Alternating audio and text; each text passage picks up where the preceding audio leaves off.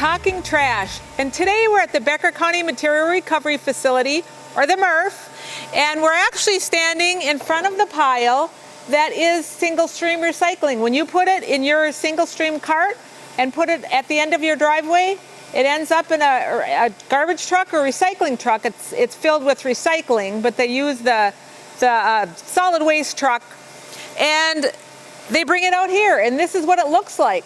So to you, this might look like garbage, but actually this looks like pretty clean recycling. It's a pretty good, really good job actually. But I wanted to point out a few things for you. For example, when you're recycling cardboard, and this is a beverage container, could you please separate the cardboard from the plastic? This goes in the trash, and this goes in recycling. These are two different commodities and can't go together, so someone has to pull it apart. We'd appreciate it if it was you. Please do that. Plastic buckets, such as this one, the kitty litter ones, we can recycle. Of course, they're reusable. These are great reusable ones, but they can go into recycling. 5-gallon pails, not. Those are not recyclable at the moment, but keep an ear out, down the line maybe. We get a lot of questions on this. This is a dog food bag. This is not recyclable. It feels like plastic, but there's also fiber weaved into this plastic, and so it's not recyclable. The big, industrial size, the big, large size of dog food bags and cat food bags, they're made with an extra strength, and so please don't recycle these. You could reuse them maybe with garbage, but don't recycle them. The other thing that I want to suggest, we get a lot of questions, cardboard versus the paper board, whether it's a pop box, this kind of box, pop box, cereal box, Kleenex box, those all go in with paper, not with cardboard. Cardboard is just the corrugated, it's got the groovy middle. That is corrugated cardboard. This or this or this would be paperboard. That goes in with paper. Just remember that. Goes in with paper. And so this is where your single stream comes out here, and then we have a loader bucket that comes over here, and we're going to go over to the next station where it gets dropped on the conveyor belt, and we're going to watch actually the journey of recycling up our conveyor and how it gets processed. Come on with. So this is the spot where they dump the single stream or the recycling on. This is kind of the beginning journey of the conveyor belt. And it actually gets dumped here. There's a gentleman that pulls out plastic if things are in bags. We appreciate the bags being broken open or the products dumped out. But if not, the bags go into the dumpster here, or we have a metal dumpster also. If there's metal in there, they'll pull out as much of that as they can, like basically scrap metal.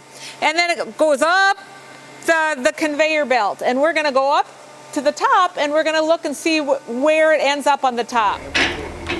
So the recyclables come up the conveyor belt and drop off onto this flat conveyor belt, and we have people that are going through items here and putting them in different. These are basically slots that different commodities go into. So for example, I think they've already done cardboard, so there's none here. But cardboard goes into here, trash goes into here, aluminum goes into here. So aluminum, if they have it, goes into there, but there's actually an eddy current a little bit further down that would grab the aluminum. We don't get much glass, but we have a separate bin here that they can throw glass into. We don't get a lot of glass up on this. Thank you very much. We don't want glass in the single stream carts. We ask that people take them to the individual public sites, because it's a hazard when you have people doing hand sorting here at the beginning. It's a hazard to have glass. So let's go down a little bit more, and we have paper here, and so some of the paper gets pulled off here, things like newspaper, paperboard, things like that go in there, and as this is moving, people are sorting it off.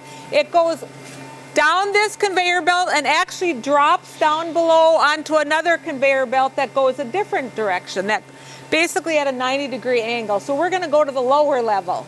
So then what happens is it comes up that upper level, drops onto this lower level. When you see this lower level, all the paper is gone, that whatever's left of the paper gets pulled off right in this area. So it looks pretty clean. And then it continues on down here, and they pull off cat food cans. They're a lower quality aluminum than a pop can, so we still recycle them, but they're pulled off separately. Then we have plastics, clear, and number ones and number twos, and those get hand pulled off. Well, actually, these also get pulled off with our optical sorter. But you can see there's aluminum, and there's vegetable cans right here. And these are all pulled off. This is pulled off by a magnet a little bit further down. And then the aluminum is actually taken with eddy current. It gets popped off with a little bit of air, and it gets shot onto another conveyor belt and goes down into our bays that are separated out here. So basically it just follows a line where certain items are pulled off on the upper level, drops down to this lower level. Other items are pulled off. It's pretty clean when it gets down here. But once in a while in the summer, actually, believe it or not, we get fish guts in here sometimes, or diapers, or that kind of thing, dog feces in a bag, or cat feces. None of that belongs in recycling. That should be in the trash. All of those things that I just mentioned. The fish guts could actually go into a compost pile, although it attracts other critters. So just think about where you put it, but don't put it in recycling, please. Anything that contains batteries, especially rechargeable batteries, please don't put that in your recycling. If you can take the battery out, bring it to our pay station and we'll recycle it there, but don't bring it down here. Especially batteries that are lithium batteries can create fires in transfer stations and material recovery facilities or recycling centers.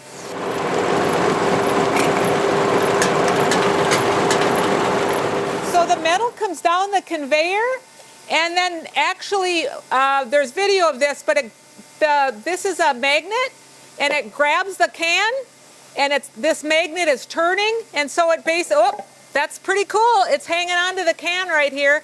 And when that conveyor does its rounds, it'll drop the can off into the bay that it's supposed to go in. It's just amazing, engineering at its best. And then we're going to go down, well, you can't really see it, the eddy current, where we have some video of that where it shows the eddy current drops down onto a specific belt, and the eddy current will basically take a puff of air and pop it off the conveyor and into a certain bay. And then the same thing above me, and we have some great video of that, is the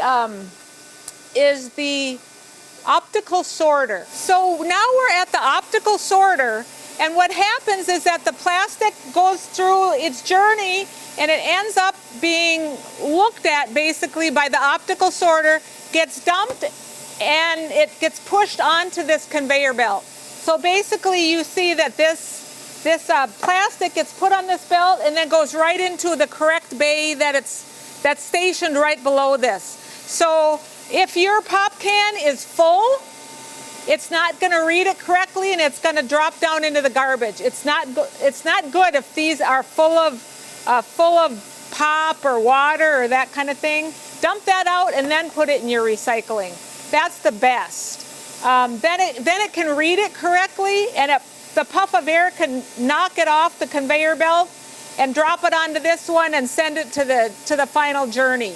So this is the inside of the optical sorter, and what happens is if your pop cans are empty, there's an optical reader in here, and it'll read it as a pop bottle, and that it's empty, it won't read that it's empty, but it'll read it's a pop bottle. And then if it's empty, the puff of air will pop it off this conveyor belt over this, it looks like a bar, but it's actually the hopper for the plastic, and it'll go up to the conveyor belt.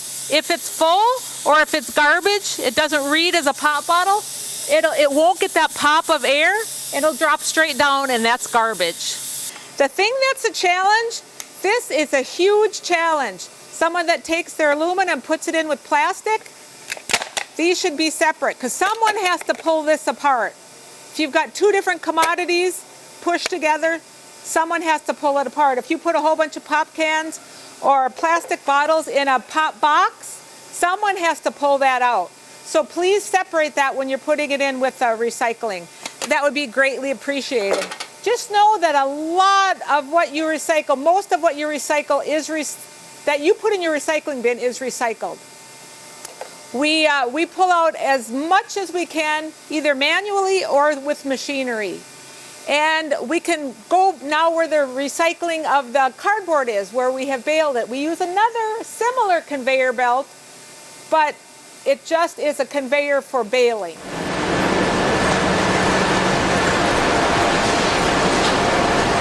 So this area behind me are all the bays that we looked at. We actually use our skid steer to come and dump the recyclables onto our conveyor belt here.